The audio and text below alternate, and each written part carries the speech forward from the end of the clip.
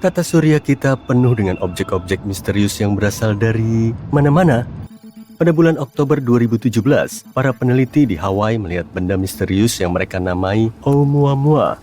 Ini berarti pengunjung dari negeri yang jauh dalam bahasa Hawaii, atau itu adalah seekor sapi yang sangat besar. Benda ini mengikuti orbit pelarian, benar-benar melarikan diri dari tarikan gravitasi planetnya, seperti melempar bola keluar angkasa dan tidak akan pernah kembali lagi. Artinya, benda aneh ini datang dari suatu tempat di luar tata surya kita. Ada banyak sekali teori tentang benda itu, mulai dari asteroid sederhana hingga pesawat luar angkasa. Para ilmuwan bahkan mengira benda itu adalah bongkahan es nitrogen dari planet yang mirip Pluto. Bentuknya yang aneh hanya menambah misteri. Perubahan besar pada kurva cahaya menunjukkan bahwa benda ini bisa saja memanjang, seperti tabung, atau lebih pipih, seperti panekuk. Benda ini tidak seperti benda yang pernah kita lihat. Oumuamua tidak berperilaku seperti komet atau asteroid. Komet berbentuk es dan memiliki ekor yang terang saat melintas dekat matahari. Sedangkan asteroid pada dasarnya hanya berupa batuan dan tidak memiliki ekor. Oumuamua tidak memiliki ekor dan tidak melepaskan gas. Seperti aku, tapi ia juga bukan batuan biasa. Permukaannya sangat mengkilap, hampir seperti logam yang dipoles. Ketika melintasi matahari, Oumuamua melesat dengan cepat seolah-olah ada roket yang menumpanginya. Dan bukan gravitasi matahari yang memberi dorongan tiba-tiba pada Oumuamua. Para ilmuwan tidak tahu pasti apa penyebabnya. Jadi, apa ya?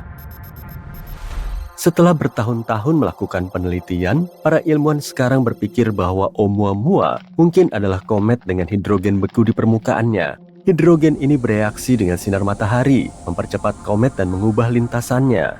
Oumuamua kemungkinan besar mendapatkan semua hidrogen tersebut karena terpapar banyak sekali sinar kosmik dalam waktu yang lama. Warna merah yang indah juga dihasilkan dari sinar-sinar tersebut. Oumuamua adalah pengunjung dari tata surya yang masih muda dan kacau, di mana tabrakan dan migrasi terjadi setiap saat. Sistem seperti itu sering melontarkan banyak objek kecil. Oumuamua mungkin didorong oleh planet seperti Jupiter yang gravitasinya sangat kuat sehingga bisa melontarkan benda-benda besar ke luar angkasa. Hal yang sama juga sering terjadi pada komet. Oumuamua sudah meninggalkan tata surya kita, meskipun objek serupa kadang-kadang mengunjungi kita sekitar 1 kali per tahun. Untuk mengetahui lebih banyak tentang tamu misterius ini, para astronom berencana mengirim wahana untuk mengejar Oumuamua. Wahana ini akan memanfaatkan orbit bumi dan Jupiter untuk meluncur dengan cepat agar bisa mengejar komet tersebut. Tapi, sebagian tamu tak terduga itu tinggal lebih lama. Pada bulan Oktober 2019, teleskop luar angkasa Hubble milik NASA memotret sebuah komet kebiruan yang membawa debu dan gas. Komet tersebut sudah berada di dalam tata surya pada saat itu, sekitar hampir 500 juta kilometer jauhnya dari bumi, di suatu tempat di antara Mars dan Jupiter. Kita bisa melihat debu yang berpendar mengelilinginya, tapi kita belum bisa melihat inti komet karena ukurannya yang terlalu kecil. Nah, kecil itu relatif di sini. Benda ini berukuran sekitar 975 meter atau sama dengan 9 lapangan sepak bola. Pada bulan Maret, foto-foto Hubble menunjukkan kalau ada pecahan kecil komet yang memisahkan diri dari inti komet. Artinya, komet ini sangat aktif, tidak seperti Oumuamua. Ketika mengamatinya lebih jauh, kami menemukan bahwa inti planet ini merupakan campuran partikel es dan debu yang lepas. Permukaannya juga sangat mirip dengan yang lain, dengan area kasar dan selimut halus puing-puing es dan debu.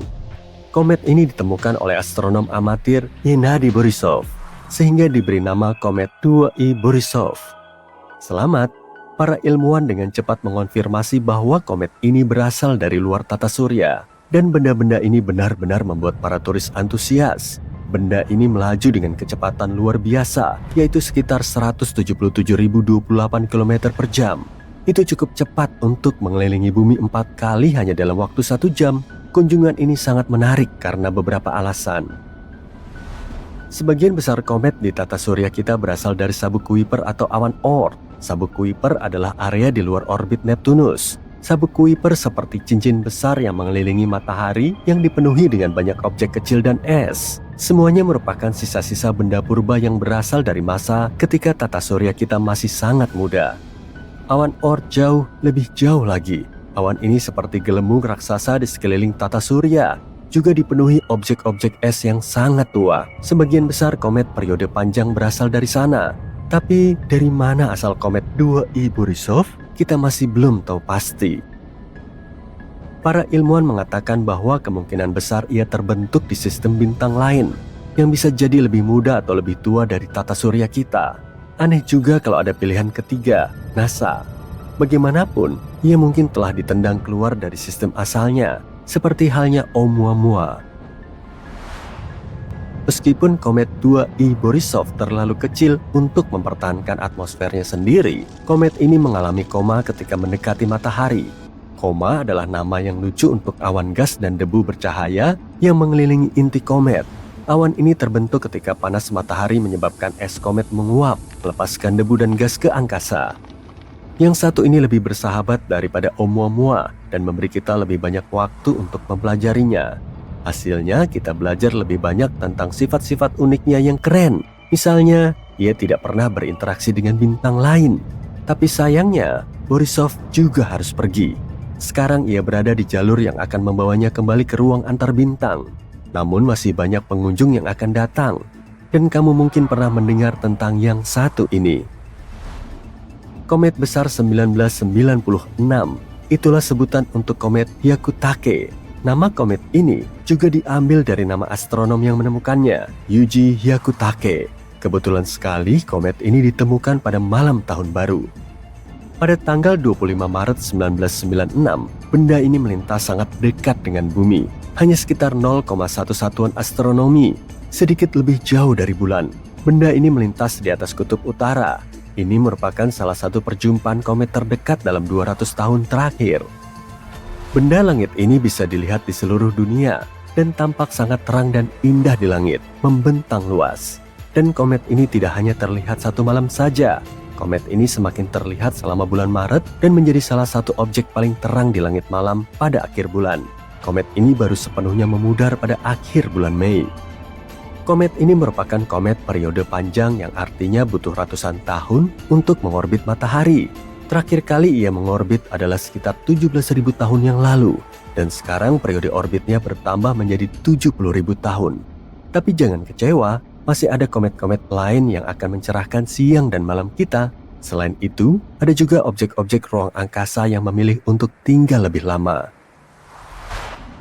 Ada sebuah asteroid dengan nama bersuku kata banyak yang untuk mengucapkannya saja, aku sudah kesulitan. Nama ini dalam bahasa Hawaii berarti si nakal dari Jupiter. Untungnya, para ilmuwan berbaik hati kepada kita dan menjulukinya BZ. Ini mewakili para narator. Terima kasih. Ini adalah asteroid kecil dengan diameter hanya sekitar 2,9 km. Dari namanya, kamu bisa menebak bahwa asteroid ini berbagi orbit dengan Jupiter. Tapi ada satu hal yang menarik. Asteroid ini bergerak ke arah yang berlawanan, yang dikenal sebagai orbit retrograde. Asteroid yang tidak biasa ini ditemukan pada tanggal 24 November. Asteroid ini mengorbit matahari selama sekitar 11 tahun 8 bulan. Kadang-kadang melintas di dalam dan di luar orbit Jupiter. Asteroid ini telah bergerak seperti ini setidaknya selama 1 juta tahun dan akan tetap seperti itu selama 1 juta tahun lagi. Tapi kenapa ia bergerak dengan cara yang tidak biasa? BZ mungkin merupakan imigran antar bintang. Mungkin ia melewati tata surya kita sekitar 4, miliar tahun yang lalu, yaitu ketika matahari baru saja terbentuk. Kemudian ia tertangkap oleh gravitasi, tapi ia tetap berada di orbit yang berlawanan.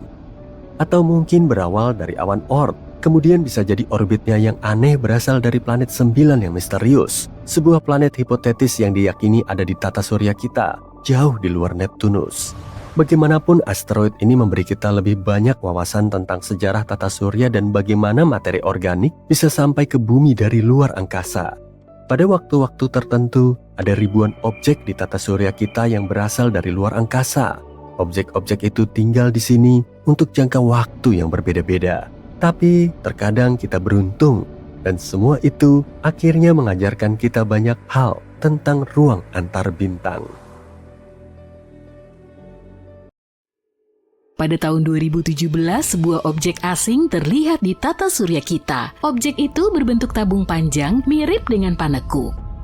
Asteroid atau komet yang pernah kita lihat tidak ada yang tampak seperti itu. Eksteriornya juga aneh, setidaknya 10 kali lebih reflektif daripada benda-benda lain di antariksa, dan beberapa mengatakan benda ini memiliki permukaan mirip dengan logam yang dipoles.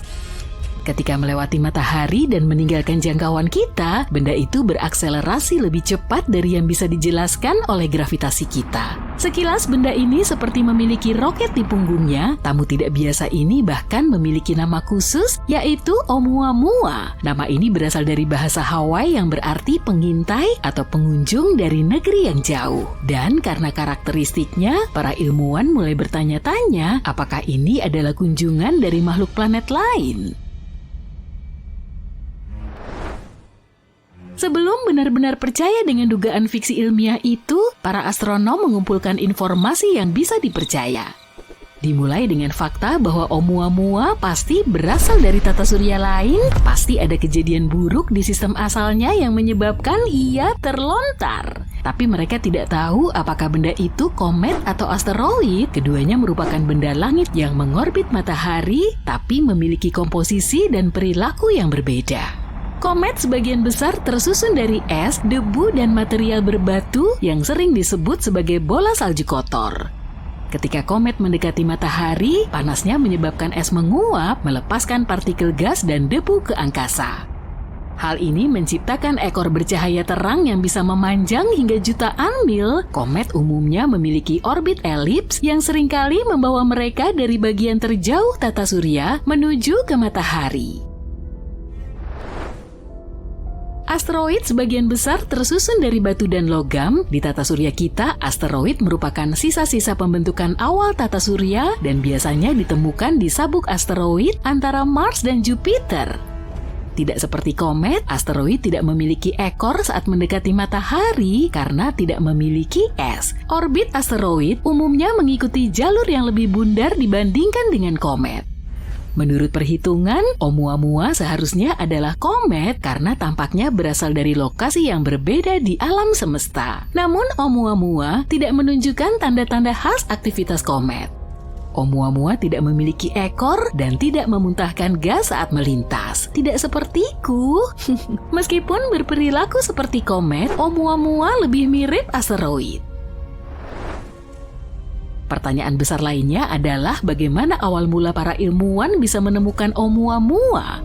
Mengingat luasnya ruang dan waktu di galaksi, hal ini sungguh luar biasa. Bintang-bintang memiliki masa hidup jutaan atau miliaran tahun, dan pembentukan tata surya membutuhkan waktu ratusan juta tahun. Bahkan objek tercepat pun membutuhkan waktu puluhan ribu tahun untuk bergerak dari satu bintang ke bintang lainnya. Sebaliknya, manusia baru mengamati langit dengan teleskop selama sekitar 400 tahun, hanya sepenggal kecil dari waktu kosmik. Dan baru dalam beberapa dekade terakhir, bahkan beberapa tahun terakhir, kita memiliki teknologi untuk mendeteksi dan melacak objek-objek redup yang bergerak cepat. Entah batu-batu seperti ini berlimpah atau kita memang sangat beruntung bisa mendeteksinya, atau benda ini memang ingin dilihat. Pertanyaan lainnya adalah dari mana objek seperti itu mungkin berasal? Sangat tidak mungkin Oumuamua berasal dari sistem tata surya yang sudah matang dan stabil, karena sistem seperti itu tidak melontarkan banyak materi untuk mengisi galaksi. Sesekali sebuah batu bisa saja terlontar, tapi jarang sekali batu tersebut bisa meluncur jauh, sedangkan sistem yang masih muda berperilaku berbeda. Di lingkungan yang masih kacau, tabrakan, penggabungan, dan migrasi terjadi di mana-mana. Banyak sekali batuan kecil di sana, calon-calon yang sempurna untuk dilontarkan. Tata surya yang melontarkan Oumuamua pasti memiliki planet yang mirip dengan Jupiter. Ukuran dan gravitasinya yang masif bisa mempengaruhi objek-objek lain dalam sistem sehingga berpotensi untuk terlontar. Tapi tidak semua sistem keplanetan memiliki planet seukuran Jupiter. Seringkali planet-planet masif berada dekat dengan bintang induknya dan menjadi versi Jupiter yang lebih panas. Planet-planet seperti ini yang mengitari matahari dengan nyaman, kecil kemungkinannya untuk melontarkan serpihan. Planet-planet mirip Neptunus mungkin juga berperan, meskipun tidak semasif Jupiter, mereka cenderung menyebut daerah terluar tata surya sebagai rumah mereka. Tata surya kita memiliki sabuk Kuiper, tempat penampungan komet di bagian terluarnya. Pada masa awal pembentukan tata surya, interaksi antara planet mirip Neptunus dan puing-puingnya umum terjadi.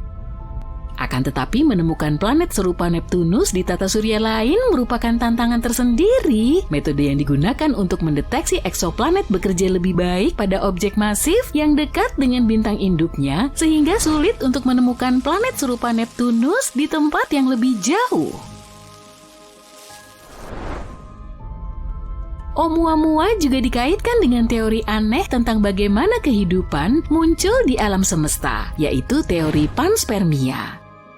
Ini adalah hipotesis yang menyatakan bahwa kehidupan ada di seluruh alam semesta dan dapat didistribusikan di antara planet-planet dengan berbagai cara, seperti asteroid, komet, atau bahkan pesawat antariksa. Hipotesis ini menyatakan bahwa kehidupan pasti berasal dari satu lokasi di alam semesta dan kemudian menyebar ke benda-benda langit lainnya. Para pendukung teori panspermia berpendapat kalau objek antar bintang seperti itu berpotensi membawa mikroba kecil yang merupakan bahan penyusun kehidupan di antara sistem-sistem bintang. Jika benda-benda seperti itu menabrak planet atau bulan, mereka bisa memindahkan materi-materi tersebut dan menyemai kehidupan di benda langit itu. Untuk saat ini belum ada bukti yang mendukung gagasan bahwa komet ini secara khusus membawa kehidupan antar sistem bintang.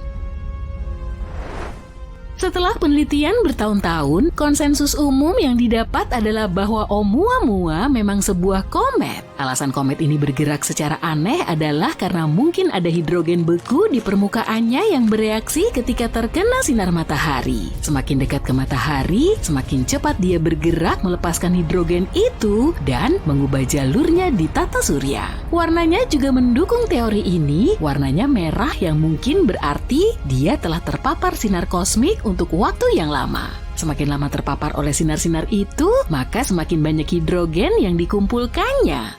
Tapi karena belum sepenuhnya yakin, para astronom punya rencana untuk mengikuti si pengunjung ini. Salah satu idenya adalah mengirim misi untuk memeriksanya. Komet ini sudah jauh dari kita, tapi mungkin belum terlambat. Kita mungkin bisa mengirimkan wahana yang cukup cepat untuk mengejar komet tersebut. Rencana ini dinamai Proyek Lyra dan bertujuan untuk menggunakan orbit Bumi dan Jupiter untuk melontarkan wahana cukup jauh untuk mencapai Oumuamua. Jika berhasil, ini akan menjadi wahana antariksa tercepat yang pernah dikirim ke luar angkasa.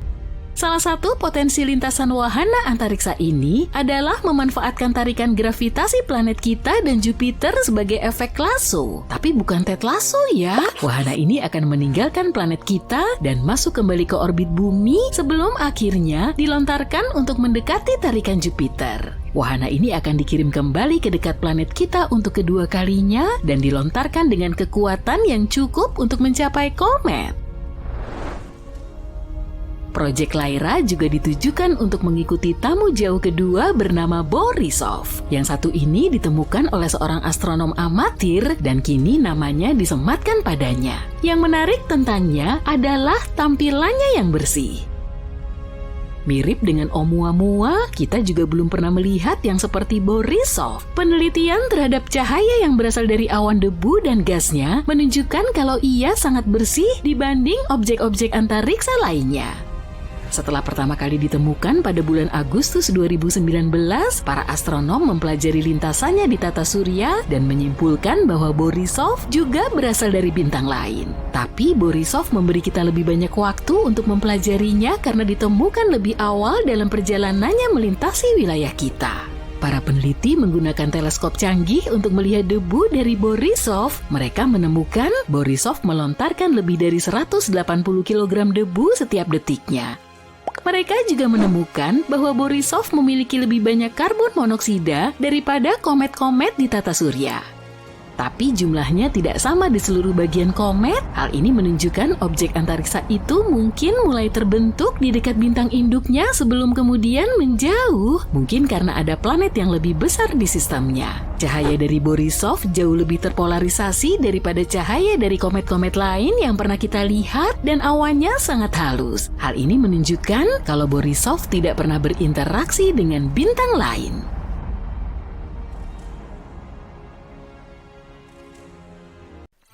Kamu adalah 1 dari 8 miliar orang lebih yang hidup di bumi. Mari kita perkecil. Planet kita hanyalah salah satu dari 8 planet di tata surya kita. Di galaksi, lingkungan kita hanyalah 1 dari hampir 4.000. Dan dari apa yang kita ketahui sejauh ini, ada miliaran galaksi di seluruh alam semesta. Dan galaksi-galaksi itu sendiri mungkin juga terus bertambah. Sangat tidak mungkin kalau kita adalah satu-satunya makhluk hidup di alam semesta. Pasti ada planet lain yang bisa dihuni. Disinilah paradoks Fermi muncul. Ide ini berasal dari seorang pria bernama Enrico Fermi. Pada tahun 50-an, dia menunjukkan bahwa jika ada makhluk hidup lain di luar sana dan memiliki teknologi untuk menjelajah ruang angkasa, mereka seharusnya sudah mengunjungi kita sekarang. Saat ini kita memiliki teleskop yang lebih baik yang memungkinkan para ilmuwan menemukan lebih dari 5.000 planet di luar tata surya kita. Namun, masih belum ada tanda-tanda kehidupan. Selama bertahun-tahun, ada banyak solusi yang disarankan untuk paradoks Fermi. Makhluk-makhluk dari dunia luar ini mungkin terlalu jauh untuk diajak mengobrol. Kita telah melihatnya di film. Pesawat ruang angkasa melakukan perjalanan antar bintang semudah mobil di jalan raya. Tapi pada kenyataannya, perjalanan keluar angkasa adalah proses yang lambat dan rumit. Bahkan, roket tercepat kita pun membutuhkan waktu ribuan tahun untuk mencapai bintang terdekat. Jika ditambah dengan luasnya alam semesta, rasanya seperti mencari jarum di tumpukan jerami kosmik terbesar yang ada. Kita bisa saja menjadi peradaban pertama yang muncul di alam semesta. Ini adalah pemikiran yang menyedihkan dan juga memberikan banyak tekanan pada kita. Jika kita adalah satu-satunya, kita harus melestarikan kehidupan di planet kita bukan hanya untuk kepentingan kita, tapi juga karena jika kita punah, semua kehidupan akan ikut punah. Alam semesta telah ada selama miliaran tahun, tapi kehidupan cerdas seperti kita baru ada sebagian kecil dari waktu itu. Mungkin kita hanya mekar lebih awal, menunggu yang lain menyusul. Untuk mendukung teori ini, sebuah penelitian dilakukan pada tahun 2000 dengan menggunakan teleskop luar angkasa Hubble. Dan inilah hasilnya. Dari seluruh dunia yang bisa menopang kehidupan, hanya 8% yang setua bumi. Sisanya masih terlalu muda dan masih belum mencapai titik evolusi yang memungkinkan kehidupan berkembang. Bisa jadi, ada juga kemungkinan kerabat galaksi kita sedang mengamati kita dari jauh. Seorang ilmuwan dari planet lain mungkin sedang mempelajari kita sebagai bentuk kehidupan primitif saat ini. Dia mungkin tidak ingin mengganggu kita dulu, sama seperti kita mengamati semut di peternakan semut saat pelajaran sains. Selain itu, mungkin mereka belum siap untuk berinteraksi dengan kita karena mereka telah menghitung waktu yang tepat dan sempurna untuk bertemu dengan kita. Jadi mereka tidur dalam status hibernasi, dan mereka mungkin benar. Kenapa harus terburu-buru melakukan sesuatu ketika kita masih memiliki waktu yang panjang? Ada juga yang berpendapat bahwa planet kita dan kita manusia belum cukup keren untuk dimainkan oleh makhluk lain, dan tidak akan keren sampai kita cukup berevolusi untuk bisa diterima di kelas senior SMA Galaksi. Atau mungkin kehidupan itu lebih rapuh dari yang kita yakini. Sebuah penelitian yang dilakukan pada tahun 2000-an menunjukkan bahwa pada tahun-tahun awal sebelum planet, kehidupan mulai terbentuk. Saat itulah planet ini cukup dingin untuk terbentuknya air. Tapi kondisi tersebut tidak akan bertahan lama karena adanya efek rumah kaca. Jadi, meskipun kehidupan pernah ada di alam semesta, kehidupan tidak pernah berevolusi sampai ke tahap di mana ia bisa menghubungi kita. Dan bagaimana jika ujian utama kehidupan datang jauh di kemudian hari? Beberapa pemikir percaya bahwa peradaban cenderung menghancurkan diri mereka sendiri pada suatu titik dalam evolusi teknologi mereka. Dan ini mungkin merupakan potensi masa depan bagi kita juga. Hanya saja kita belum sampai di sana. Mungkin Kita akan membangun teknologi yang begitu cerdas dan kuat sehingga akan membuat kita kewalahan yang mengarah pada kehancuran kita. Jika hal ini bisa terjadi pada kita, siapa yang bisa mengatakan bahwa hal ini tidak terjadi pada spesies lain di masa lalu, di planet lain? Di antara semua teori ini, ada satu kemungkinan yang cukup mencengangkan sekaligus mendalam. Kita mungkin benar-benar sendirian di alam semesta selamanya. Mungkin kondisi untuk kehidupan sangat langka sehingga bumi adalah satu-satunya oasis di gurun pasir yang luas dan hampa. Jawaban paling menyeramkan dari paradoks Fermi memiliki nama dan disebut teori hutan gelap. Teori ini pertama kali muncul pada tahun 80-an.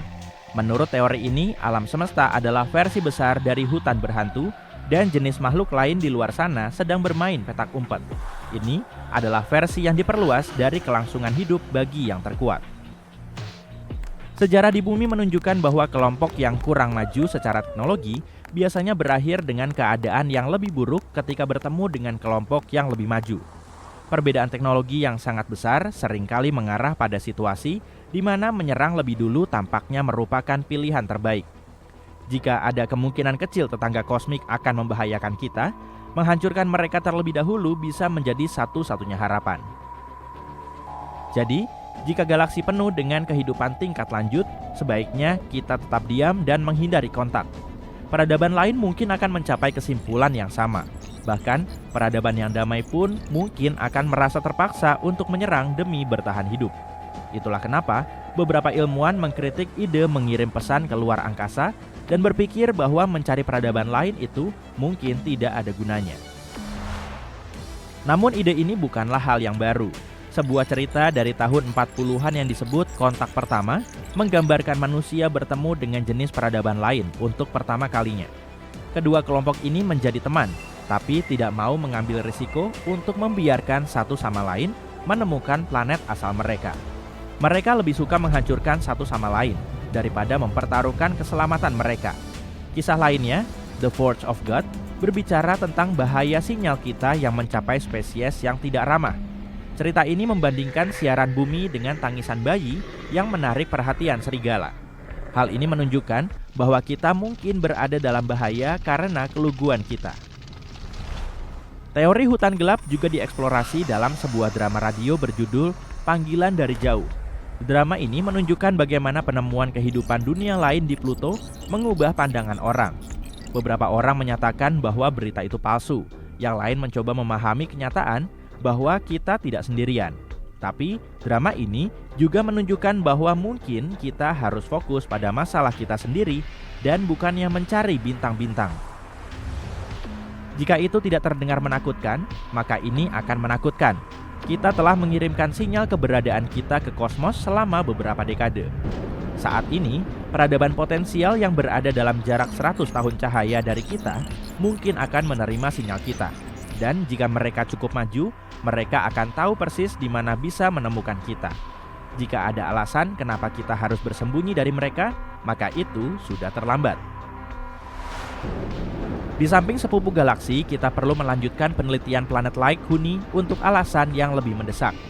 Bumi kita yang nyaman ini tidak akan ada selamanya. Ketika bintang kita memudar, semua kehidupan di tata surya akan ikut memudar. Perkiraan saat ini menyatakan bahwa kita hanya punya waktu 1,3 miliar tahun lagi sebelum planet kita tidak bisa dihuni lagi. Bumi akan menjadi terlalu panas untuk keberadaan air, dan tanpa air tidak akan ada kehidupan. Setidaknya tidak seperti yang kita ketahui. Hal ini menimbulkan pertanyaan, bagaimana jika ada jenis makhluk lain di luar sana yang tidak membutuhkan air untuk hidup? Jenis kehidupan kita membutuhkan air karena air berfungsi sebagai pelarut. Air adalah lingkungan tempat berbagai bahan kimia dapat berinteraksi satu sama lain untuk menghasilkan sesuatu yang hidup.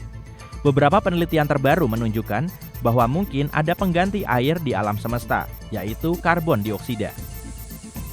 Pada temperatur tertentu dan di bawah tekanan tertentu, planet-planet tersebut bekerja dengan cara yang sama, memungkinkan bahan kimia bercampur. Jika itu benar, maka daftar planet layak huni yang diketahui akan bertambah secara dramatis. Tentu saja, kita manusia tidak akan pernah bisa bertahan hidup di permukaannya. Tapi, jenis makhluk lain mungkin telah berevolusi untuk mampu melakukannya. Satu planet yang mungkin memiliki kondisi kehidupan yang aneh ini lebih dekat dari yang kita duga, Venus. Atmosfernya terdiri dari 97% karbon dioksida. Venus juga sangat panas dan memiliki tekanan yang cukup untuk menopang model teoritis ini. Jika asteroid seperti Apophis menghantam bumi, kita akan musnah. Gempa bumi besar akan mengguncang dan tsunami akan membanjiri segalanya. Apophis adalah benda langit berusia miliaran tahun yang sudah ada di tata surya sejak awal pembentukannya. Kalian pasti berpikir seberapa besar kemungkinan batu antariksa raksasa ini akan bertabrakan dengan planet kita pada tahun 2029. Yuk kita cari tahu.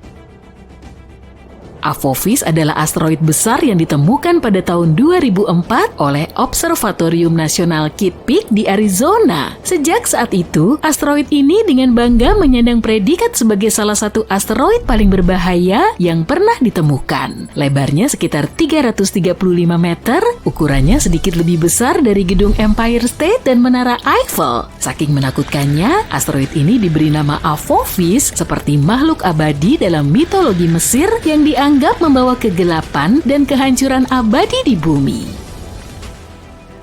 Pada tahun 2021, para peneliti memiliki kesempatan sekali seumur hidup untuk mempelajari batu melayang ini ketika melintas di dekat planet kita. Nanti kita akan membahasnya lagi ya.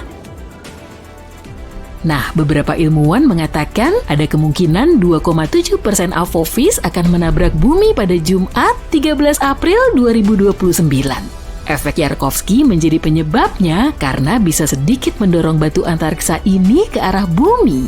Efek ini berasal dari pancaran foton termal yang tidak merata oleh benda langit yang berputar yang menyebabkan adanya gaya yang diberikan padanya di luar angkasa. Foton yang dipancarkan ini memiliki momentum dan memainkan peran penting dalam membentuk dinamika benda tersebut. Asteroid memiliki dua sisi, gelap dan terang, seperti halnya bulan. Sisi terang menghadap matahari dan lebih hangat daripada sisi gelap, tapi benda ini juga berputar sehingga sisi-sisinya terus berubah arah dan suhu. Perubahan ini bisa merugikan karena sedikit mendorong Apophis ke arah bumi. Sayangnya tidak ada yang tahu bagaimana efek Yarkovsky akan memengaruhi lintasan asteroid ini. Di sisi lain, saat asteroid ini terakhir melintasi bumi pada tahun 2021, para astronom menggunakan radar untuk mengukur lintasannya secara akurat dan dengan yakin menyimpulkan Apophis akan melintasi bumi dengan aman pada tahun 2029 dengan jarak sekitar 32.000 km dan tidak akan mengganggu kita lagi setidaknya selama 100 tahun. Umumnya setiap 80.000 tahun, planet kita dihantam bintang jatuh yang memiliki dimensi serupa dengan Apophis. Terakhir kali kita dihantam meteor yang ukurannya sedikit lebih kecil adalah pada tahun 2013. Sebuah wahana antariksa baru yang dikembangkan oleh NASA bernama OSIRIS-REx diluncurkan pada tahun 2016 untuk mengumpulkan sampel dari benda langit lain yang tidak terlalu menakutkan, yaitu Bennu. 4 tahun kemudian, pesawat ini akhirnya tiba di sana, mengambil beberapa sampel, mengucapkan selamat tinggal pada Bennu, dan mulai melakukan perjalanan kembali ke bumi. Sampel-sampel tersebut disimpan dengan aman di dalam kapsul yang dijatuhkan di Utah. Sejauh ini, sampel ini merupakan yang paling signifikan yang pernah diambil dari sebuah asteroid. Setelah pengiriman, wahana antariksa ini tidak membuang waktu dan mulai mengejar Apophis. Kini OSIRIS-REx telah berganti nama menjadi OSIRIS-APEX dan saat ini sedang mengejar Apophis. Jika beruntung, pada tanggal 2 April 2029, saat asteroid tersebut melintas di dekat bumi, wahana antariksa ini akan mencapai Apophis dan mendarat di sana. Wahana ini akan berada di Apophis selama 18 bulan, mengumpulkan informasi berharga, serta memotret ribuan foto. Asteroid ini akan dipantau dengan bantuan teleskop canggih. Pada suatu titik, Apophis akan berada terlalu dekat dengan matahari dan kemudian seluruh tugas pemantauan akan dilakukan oleh OSIRIS-APEX. Jika kamu tinggal di Eropa, Asia Barat, atau Afrika, kamu adalah salah satu orang yang beruntung karena akan mendapat kesempatan sekali seumur hidup untuk melihat Apophis dengan mata telanjang. Apophis akan terlihat di langit di wilayah-wilayah tersebut pada tahun 2029 dan mereka yang memiliki teleskop akan dapat melihatnya sekali lagi pada tahun 2036.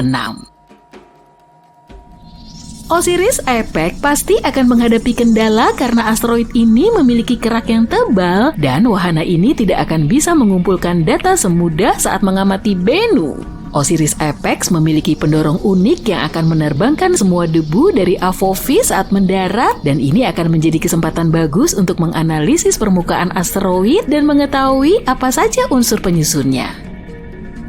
Wahana ini akan menghabiskan 1,5 tahun untuk memetakan asteroid tersebut dan mencoba mendeteksi perubahan bentuknya. Seluruh penelitian ini akan menunjukkan bagaimana benda langit itu bergerak sehingga kita bisa merancang rencana yang lebih baik untuk melindungi bumi dari benda-benda langit serupa. Pada tahun 2025, NASA juga akan meluncurkan misi Apophis Pathfinder dan ini akan menjadi pesawat antariksa pertama yang menyentuh asteroid ini. Pesawat ini akan mendarat kira-kira setahun setelah peluncurannya. Selain itu, NASA juga mengusulkan untuk mengirimkan sekumpulan pesawat kecil ke luar angkasa untuk membantu manusia mengembangkan taktik perlindungan yang efektif terhadap serangan asteroid. Kita tahu bahwa Apophis berasal dari sabuk asteroid utama antara Mars dan Jupiter. Dalam jutaan tahun terakhir, benda langit ini telah berubah lintasan karena pengaruh gravitasi Jupiter yang cukup besar. Sekarang tampaknya dia lebih condong ke arah matahari, yang berarti asteroid ini sangat dekat dengan bumi. Itulah sebabnya asteroid ini diklasifikasikan sebagai benda langit di dekat bumi. Banyak tes dan penelitian telah dilakukan untuk menemukan cara menghadapi asteroid. Beberapa solusi termasuk mengebor dan meledakkan benda angkasa itu dari dalam atau menguji teknologi baru seperti memasang roket pada asteroid dan mencoba mengarahkannya menjauhi bumi. Kita juga bisa menabraknya dengan sesuatu yang bergerak dengan kecepatan tinggi untuk mengubah arahnya. Apophis adalah asteroid tipe S yang terbentuk dari batuan dan logam seperti besi dan nikel dan berbentuk seperti kacang. Dia bisa memberitahu kita banyak hal tentang masa lalu dan mungkin masa depan. Pengambilan sampel dari objek luar angkasa ini bisa mengungkap bagaimana kehidupan di bumi dimulai dan bagaimana tanaman muncul. Ada banyak teori yang menyatakan bahwa air muncul di planet kita melalui asteroid atau komet. Asteroid bagaikan kapsul waktu yang tak ternilai harganya. Tidak seperti batuan di bumi yang telah mengalami banyak perubahan seperti erosi, sebagian besar benda langit masih utuh dan lebih mudah dipelajari. Saat meteor jatuh ke bumi, meteor-meteor itu tertutup puing-puing yang tidak mungkin dibersihkan. Itulah kenapa mempelajari Apophis ketika masih berada di luar angkasa sangatlah penting. Selain itu, sebagian asteroid terbuat dari logam berharga seperti platina. Saat ini kita memiliki kebutuhan yang tinggi akan logam yang kita gunakan dalam produksi dan menambang logam di bumi cukup sulit. Satu meteor besar saja bisa mengandung besi, nikel, emas, dan platina yang cukup untuk kita gunakan selama jutaan tahun. Jika Apophis memiliki jumlah logam sebanyak itu, kita pasti ingin memecahnya dan membawanya kembali ke bumi kan? Satu batu antariksa bisa bernilai kuadriliunan dolar yang menjadikan penambangan antariksa sangat menguntungkan. Dan tetap saja, biaya yang harus dikeluarkan untuk membawanya kembali ke bumi akan lebih mahal daripada menggali bahan-bahan tersebut di sini. Seiring kemajuan teknologi dan pengembangan jenis roket baru, hal ini mungkin saja terjadi di masa depan. Meskipun kita aman selama 100 tahun ke depan dari Apophis, kamu mungkin masih ingin tahu apa yang akan terjadi jika asteroid ini benar-benar menabrak. Pasti kamu ingin tahu kan?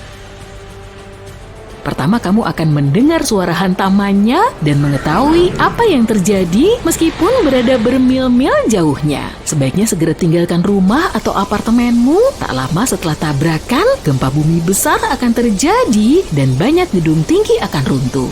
Jadi menjauh dari kota mungkin jadi opsi terbaik kalau kamu punya pilihan. Tapi jangan pergi dengan mobil ya, akan ada kemacetan lalu lintas yang sangat parah dan semua orang akan panik. Berjalan kaki atau bersepeda adalah pilihan terbaik dalam skenario ini. Pilihan transportasi terbaik adalah naik pesawat. Jadi kalau sudah lama ingin punya lisensi pilot, sekarang kamu punya alasan yang bagus.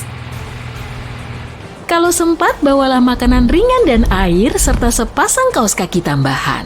Tinggal di tepi laut atau samudra memang menyenangkan, tapi dalam skenario ini, itu adalah tempat terburuk karena gelombang tsunami raksasa akan menghantam garis pantai setelah terjadi tabrakan. Jika kamu tinggal jauh dari daerah yang terkena dampak, tsunami mungkin perlu waktu 30 jam untuk menjangkaumu. Jadi kamu akan punya sedikit waktu untuk bersiap-siap. Teleskop antariksa James Webb atau JWST ibarat paparazi antar galaksi yang paling hebat. Teleskop ini memotret beberapa selebritas paling terkenal di alam semesta. Bintang, galaksi, eksoplanet, apapun namanya, teleskop antariksa James Webb akan memotretnya. Jadi, kalau kamu penggemar selebritas kosmik, ayo kita lihat foto-foto bertabur bintang terbaik ini. Nebula Carina. Foto nebula yang diberi nama Carina ini dipublikasikan pada tanggal 12 Juli. JWST memotret pemandangan indah nebula yang terletak sekitar 7.500 tahun cahaya dari bumi. Dijuluki tebing kosmik, nebula ini merupakan sarang bintang-bintang muda yang sebagian diantaranya beberapa kali lebih besar dari matahari. Nebula Carina adalah pemandangan langit yang terletak di rasi bintang Carina bagian selatan. Nebula ini sangat besar, kira-kira lebarnya 260 tahun cahaya. Bintang-bintang masif di dalam nebula ini sangat terang dan panas, sehingga menciptakan awan gas dan debu yang bercahaya di sekelilingnya. Nebula Carina juga terdiri dari awan gas dan debu yang berputar-putar, tempat bintang-bintang baru dilahirkan. Gas ini menciut karena beratnya sendiri, menjadi lebih panas dan lebih padat, dan semua ini akhirnya berujung pada pembentukan bintang-bintang baru. Akan tetapi, Nebula Carina bukan hanya tempat pembentukan bintang yang tenang. Ini merupakan tempat terjadinya beberapa peristiwa paling destruktif di alam semesta yang menciptakan gelombang kejut masif yang melenyapkan semua yang dilaluinya. Sangat kacau dan keren. Quintet Stephan. Foto ini juga diunggah pada tanggal 12 Juli. Quintet Stephan adalah kelompok visual 5 galaksi yang berada pada jarak yang sangat jauh dari kita, yaitu sekitar 290 juta tahun cahaya di rasi bintang Pegasus. Ini seperti reuni keluarga kosmik. Semua galaksi ini berhubungan dengan satu sama lain dan saling berinteraksi dengan cara yang menarik. Mereka saling tarik-menarik dengan gravitasi mereka dan terus-menerus bertukar gas dan debu. Interaksi ini menyebabkan beberapa galaksi bertabrakan dan menyatu yang bisa menghasilkan berbagai macam efek keren, seperti ledakan pembentukan bintang dan supernova. Berkat JWST, kita bisa melihat gelombang kejut, ekor pasang surut, dan detail menakjubkan lainnya dari galaksi-galaksi ini. Interaksi antar galaksi-galaksi tersebut menciptakan pemandangan menakjubkan yang bisa kita lihat di foto ini. Jupiter. Inilah teman lama kita, si raksasa tua. Foto ini dipublikasikan oleh NASA pada tanggal 22 Agustus. Jupiter adalah planet terbesar di tata surya dan dikenal memiliki banyak bulan serta awan indah yang berputar-putar. Planet ini juga memiliki sistem cincin seperti halnya Saturnus yang terdiri dari partikel-partikel kecil debu yang mengitari planet ini. Cincin-cincin ini jauh lebih kecil dan tidak terlalu terlihat dibanding cincin Saturnus, tapi masih cukup indah. Jupiter juga memiliki aurora yang merupakan pertunjukan cahaya berwarna-warni di atmosfer planet ini. Aurora ini disebabkan oleh partikel bermuatan dari angin matahari yang berinteraksi dengan medan magnet Jupiter. Sama seperti di bumi, aurora bisa dilihat di dekat kutub-kutub planet. Tapi, aurora ini jauh lebih terang dan lebih kuat daripada aurora bumi. Kita bahkan bisa melihat pertunjukan cahaya yang luar biasa ini dari luar angkasa. Dan sekarang kita akhirnya bisa memotret pemandangan memukau ini. Foto JWST memperlihatkan aurora Jupiter, cincin-cincinnya, dan bahkan 2 bulannya, yaitu Amalthea dan Adrastea. Sungguh menakjubkan betapa terang dan jernihnya kedua bulan tersebut dalam foto ini. Galaksi Cartwheel. NASA merilis foto ini pada tanggal 2 Agustus. Foto ini memperlihatkan galaksi Cartwheel dan teman-temannya. Galaksi Cartwheel mendapatkan namanya dari bentuknya. Bentuknya memang seperti roda gerobak, bukan? Galaksi ini merupakan kumpulan bintang, gas, dan debu raksasa yang berputar-putar yang terletak di kedalaman ruang angkasa. Bentuknya seperti kincir dengan lengan-lengan spiral yang panjang. Lengan-lengan ini disatukan oleh gravitasi di bagian tengah yang merupakan rumah bagi lubang hitam supermasif. Tapi galaksi Cartwheel sedikit berbeda dengan galaksi-galaksi spiral lainnya. Galaksi ini terbentuk ketika galaksi yang lebih kecil bertabrakan dengan galaksi yang lebih besar, menciptakan gelombang kejut yang menggetarkan gas dan debu. Kita harus mengunjungi galaksi ini suatu hari nanti. Pasti akan jadi perjalanan yang seru. Galaksi spiral M74. Ini dia galaksi spiral lainnya. NASA merilis foto ini pada tanggal 22 Juli. JWST harus mencari celah di antara lapisan debu dan gas tebal untuk bisa melihat gugus bintang yang indah ini. M74 termasuk dalam kelas khusus galaksi spiral yang dikenal sebagai galaksi berdesain agung. Artinya, lengan-lengan spiralnya terlihat jelas dan tampak menonjol. Berbagai hal menakjubkan terjadi di dalam galaksi spiral. Supernova, bintang-bintang yang dilahirkan di dalam awan gas dan debu, dan banyak keajaiban kosmik lainnya. Gas dan debu bercahaya, bintang-bintang terang, dan pola lengan spiral yang berputar-putar menjadikan galaksi spiral sebagai salah satu objek terindah di alam semesta. Kita bisa melihatnya dengan jelas pada foto M74. Nebula Tarantula. Foto nebula yang diberi nama menyeramkan Tarantula ini dipublikasikan pada tanggal 6 September. Foto ini mencakup area sepanjang 340 tahun cahaya, jarak yang sangat jauh. Berkat foto ini, para astronom berhasil menemukan bintang-bintang muda yang sebelumnya diselimuti debu. Nebula Tarantula terletak 160.000 tahun cahaya jauhnya dari kita, di awan Magellan Besar. Ini merupakan area pembentukan bintang terbesar dan paling terang di grup lokal, yaitu galaksi-galaksi yang berada paling dekat dengan Bima Sakti. Penamaannya diambil dari bentuknya yang mirip kaki tarantula besar.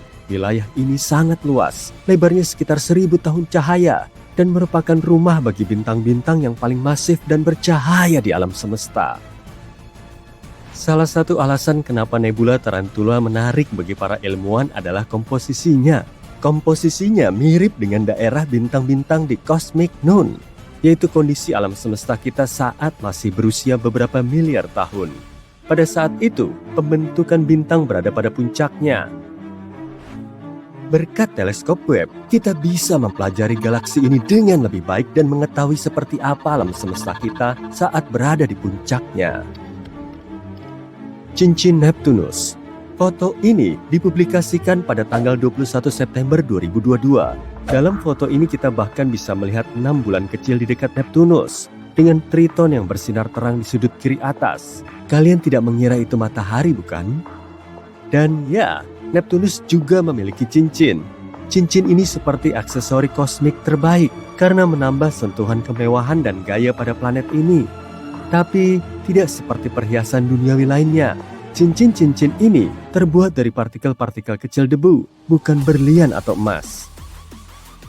Ada 5 cincin yang diketahui mengelilingi Neptunus, yaitu cincin Gale, Leverrier, Le Sol, Arago, dan Adams.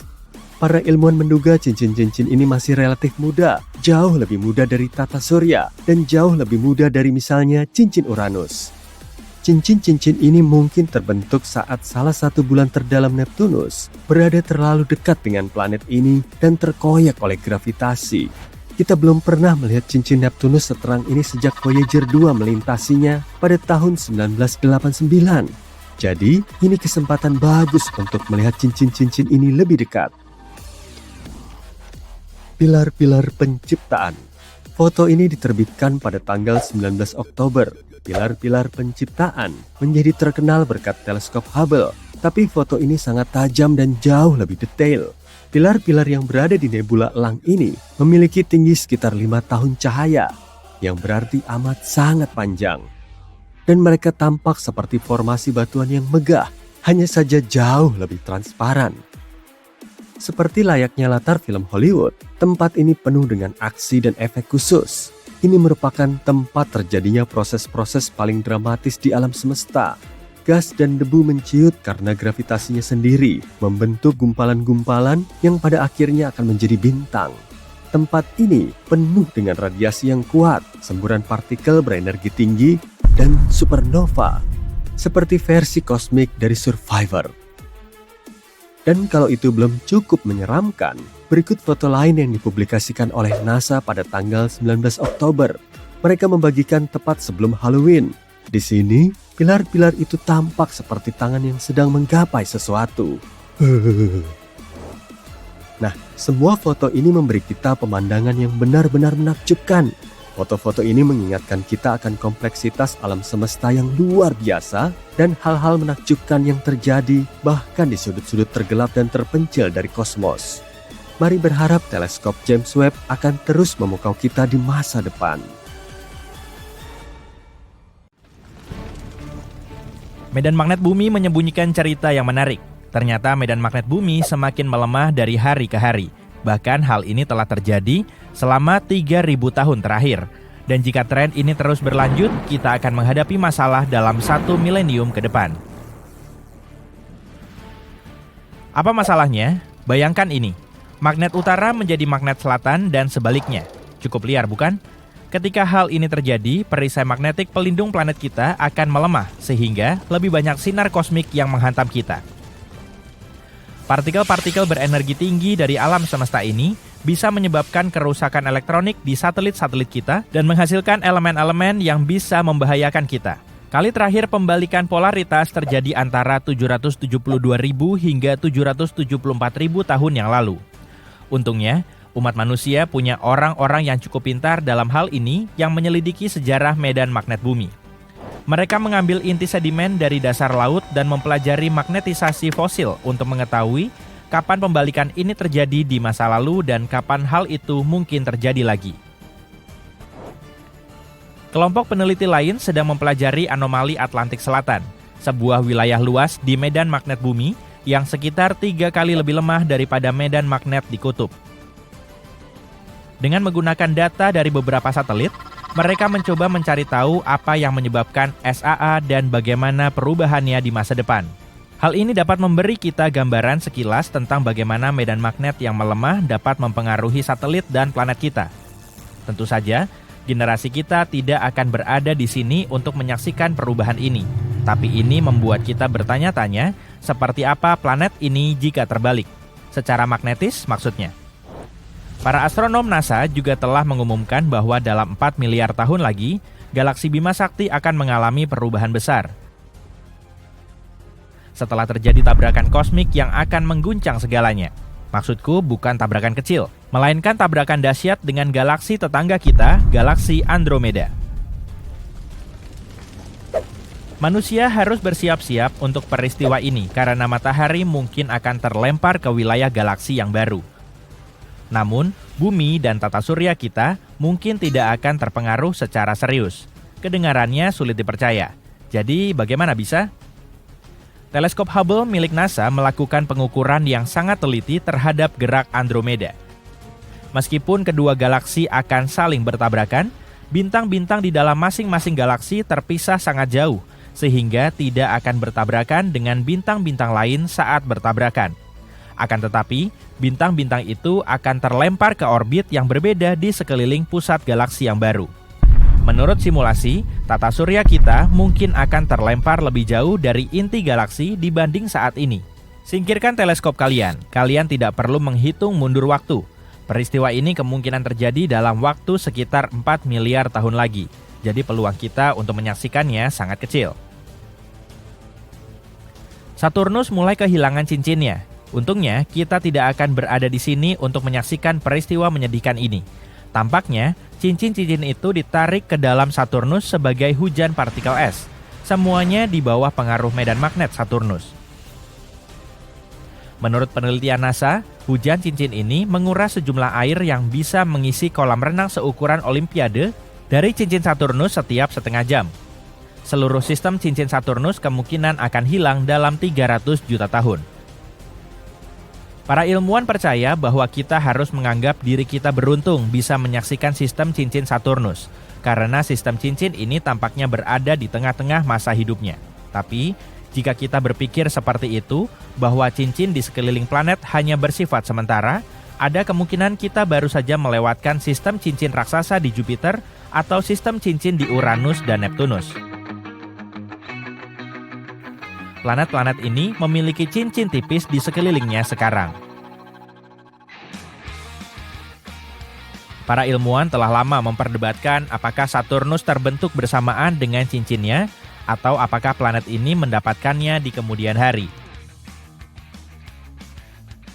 Penelitian baru ini mendukung skenario kedua yang mengindikasikan bahwa cincin-cincin tersebut tidak mungkin berusia lebih dari 100 juta tahun.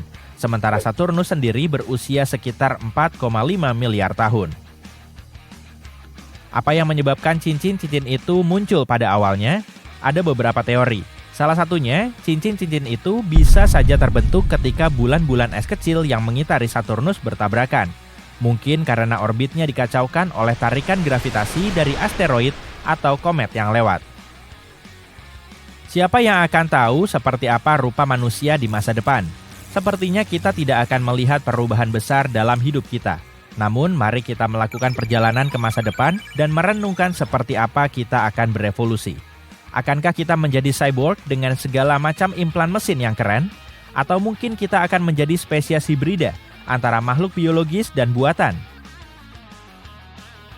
Untuk memahami evolusi kita di masa depan, kita harus mengintip masa lalu kita. 1 juta tahun yang lalu, Homo sapiens bahkan belum ada.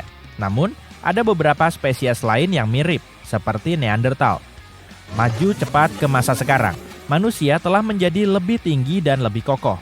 Mungkin di masa depan kita akan menjadi lebih kecil untuk menghemat energi, karena diperkirakan planet kita akan semakin padat. Bicara soal planet yang penuh sesak, hidup dalam kondisi baru ini berarti kita harus beradaptasi dan dengan cepat. Kita harus terus berinteraksi dengan banyak orang dan mengingat nama menjadi kemampuan yang sangat penting. Untungnya, teknologi dapat membantu kita dengan implan otak yang dapat meningkatkan daya ingat kita. Di masa depan, kita mungkin juga akan memiliki teknologi yang lebih mencolok sebagai bagian dari penampilan kita. Bayangkan memiliki mata buatan dengan kamera yang dapat membaca frekuensi cahaya yang berbeda. Meskipun memprediksi 1 juta tahun ke depan masih sepenuhnya spekulasi, kita dapat menggunakan bioinformatika untuk membuat beberapa prediksi tentang masa depan. Tren demografi menunjukkan bahwa daerah perkotaan akan menjadi lebih beragam secara genetik, sementara daerah pedesaan akan menjadi kurang beragam. Lalu bagaimana dengan ruang angkasa? Jika kita akhirnya berkoloni di Mars, tubuh kita bisa berubah karena gravitasi yang lebih rendah. Mungkin kita akan memiliki lengan dan kaki yang lebih panjang, atau bahkan rambut yang membalut tubuh seperti sepupu Neanderthal kita. Di masa depan, bulan kita juga akan menyaksikan beberapa perubahan dramatis. Kita juga akan melewatkan perubahan-perubahan itu. Dalam waktu sekitar 5 miliar tahun, akan ada banyak hal yang sangat menarik di sudut alam semesta ini. Untuk saat ini, matahari sedang bersantai di fase deret utamanya, membakar hidrogen tanpa peduli. Di masa depan, selama fase raksasa merah, matahari akan mengembang seperti balon hingga atmosfernya membesar dan menelan bumi dan bulan yang kita cintai. Satelit alami kita yang sudah bergerak menjauhi bumi akan melengkung karena pengaruh matahari. Orbitnya akan berubah dan ia akan berada lebih dekat ke bumi saat fase bulan baru alih-alih saat bulan purnama. Dan itu belum termasuk yang terburuk. Jika dibiarkan, bulan akan terus bergerak menjauhi bumi hingga membutuhkan waktu hampir 50 hari untuk mengorbit bumi. Ketika matahari melanjutkan perjalanannya, atmosfernya akan menarik bulan dan menyebabkan orbitnya rusak. Pada akhirnya, bulan akan terkoyak menjadi cincin puing-puing yang mengitari bumi. Yang dimaksud di sini adalah gunung-gunung, kawah-kawah, bahkan jejak kaki dan bendera yang kita tinggalkan di sana yang akan tersebar di seluruh area puing-puing. Ada kemungkinan matahari akan kehilangan massa yang cukup untuk menyelamatkan bumi dan bulan dari kehancuran total. Atau, jika kita benar-benar beruntung, matahari akan kehilangan 20% massanya dan kita akan selamat. Itu semua masih teori, karena kita belum melihat bintang raksasa merah selama fase ini. Alam semesta sendiri mungkin akan menjadi gelap gulita suatu hari nanti. Para ilmuwan tidak dapat memprediksinya dengan pasti, tapi mereka dapat membuat beberapa dugaan. Saat ini alam semesta kita berusia 13,77 miliar tahun dan masih terus melahirkan bintang-bintang baru. Konon, setelah sekitar 1 triliun tahun, bintang terakhir akan lahir. Bintang terakhir adalah bintang yang sangat kecil, bintang katai merah yang ukurannya hanya sepersekian dari ukuran matahari. Bintang-bintang ini adalah jagonya dalam hal umur panjang. Perlahan-lahan menghirup hidrogen untuk menjaga reaksi fusinya tetap berjalan. Tapi, bintang-bintang ini tidak bisa bertahan selamanya. Maju cepat sekitar 100 triliun tahun dan cahaya terakhir akan padam. Alam semesta akan menjadi gelap dan sepi, tapi untungnya kita tidak berada di sini untuk menyaksikan semua itu menghilang.